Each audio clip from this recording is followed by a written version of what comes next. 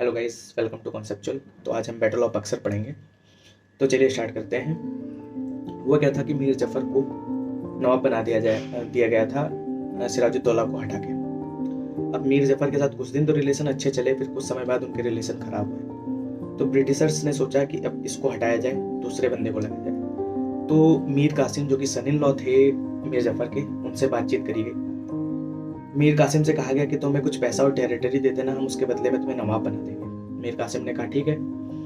तो कुछ समय बाद मीर कासिम को नवाब बना दिया गया और मीर कासिम ने कुछ टेरिटरी पैसा वो ब्रिटिशर्स को दे दिया। अब ब्रिटिशर्स का पेट भरने वाला था नहीं, ब्रिटिशर्स ने और पैसा डिमांड कर दिया और अपने राइट्स का एक्सट्रीम मिसयूज करने लग गए। ये बात मीर कासिम को अच्छी नहीं लग रही थी, तो मीर कासिम ने क्या करा, अपना जो ट्रेजरी था वो मुर्शिदाबाद से मुंगेर शिफ्ट कर दिया ताकि उन्हें थोड़ी सेफ्टी मिल सके, और अपनी आर्मी को ट्रेन करने लग गए। उसे पता था कि ये कभी भी झड़प के लिए आ सकते हैं, तो उसने पहले ही अलायंस बनाना भी स्टार्ट कर दिया। उसने शुजाउद्दौला जो कि अवध के नवाब थे एक तरीके से, और जो शाह आलम द्वितीय जो मुगल डायनेस्टी से थे, उनसे अलायंस बनाई। जब ये बात ब्रिटिशर्स को पता चलती है, ब्रिटिशर्स उन्हें समझाने की कोशिश करते हैं।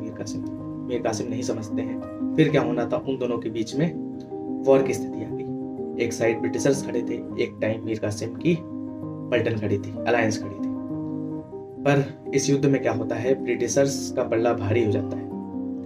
ब्रिटिशर्स का पल्ला उनकी मिलिट्री नेवी एडवांसमेंट और यूरोपियन गवर्नमेंट की सपोर्ट की वजह से उनका पल्ला भारी रहता है।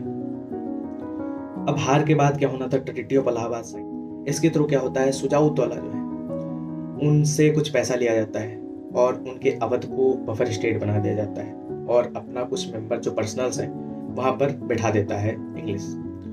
और जो शाह आलम द्वितीय हैं उनसे दीवानी राइट ले लिए जाते हैं बंगाल से।